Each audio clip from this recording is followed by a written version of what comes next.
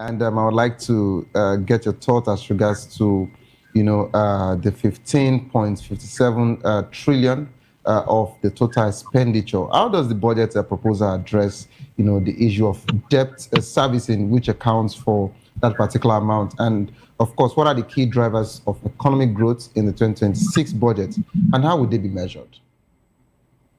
Well, thank you very much. I think one problem we have with our budgeting cycle is that we talk about the budget for next year without evaluating how last year's budget happened. God bless you. And this is a norm in this country. Yes. You keep on mentioning trillions, billions. What of last year's own? How has it played out? All the promises that were unfulfilled, how will they be addressed? So it's not a matter of just applauding what has been said, the figures that are reeled out. The issue is it implementable? And let me go to specifics. Mr. President mentioned about 5-point-something trillion for defense sector. Now, if you understand how Nigerian budgets and budgets work, the bulk of this sum will be spent on buying bulletproof jeeps for the generals on conferences. Just last week in Lagos, they had what they call the conference of the Chief of Army Staff Conference. Virtually all generals in Nigeria were brought to Lagos. For what? For what, for goodness sake? And this is a recurring decimal. The Army, the Navy, the Air Force, they spend billions on conferencing in the middle of the war. An example is for the first time in the U.S. history, the U.S. Army asked for all generals to come, and the Americans were saying, what are they coming for? But this is a recurring decimal in Nigeria. Mr. President announced that there will be 15 trillion for debt servicing.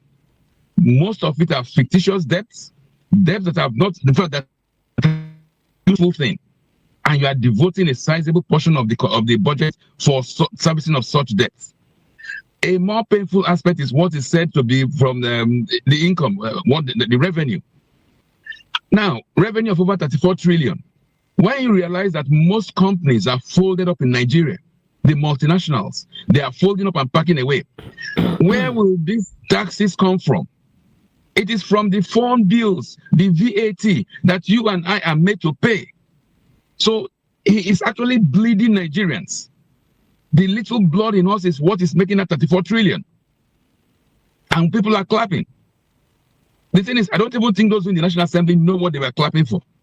Because when you mention 34 trillion for revenue from what? Because companies that should pay it are all gone. The Smith Klein, they've all PZ, they've left Nigeria. So it is you and I who are going to be, that blood will be extracted from us. And this is how it replicates in virtually all sectors. So the president speaks in such beautiful language. I will assure you, after this budget presentation, ask him what he read. He does not know. And I'm very serious, because if you see the manner of presentation, it was just reading. At times you will even misread. So this is just grammar that was read to Nigerians. In terms of implementation, they already have an idea of where all these funds is going. And I pity this country, because we are used to this high-sounding budget things. There was one character in Cross River State, Ayade. Ayade will come out with, if you listen to the grammar he blows, he will say budget of scintillating expectations, budget of grammatical blunder. Yeah. That is the kind of thing that this Tinubu is doing here, speaking grammar.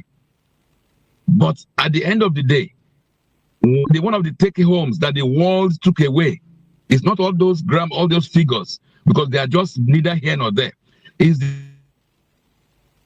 that many of our men here of the legislature cannot go home.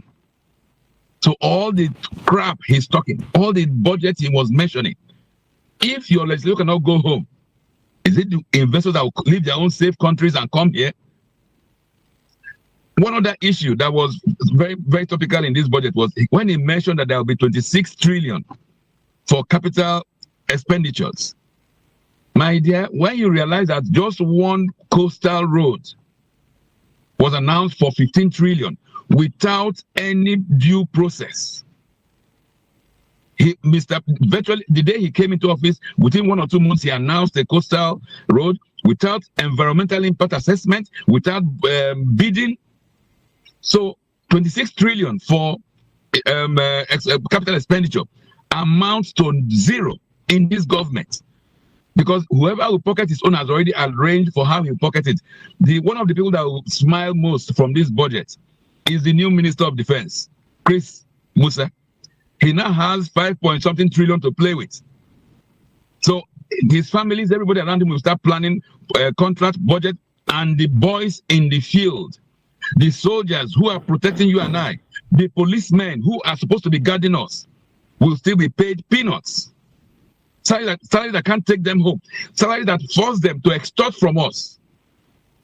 And we are talking of the budget. As far as I'm concerned, the entire process of the budget was a total waste of time without telling us what happened to last year's budget. Thank you very much.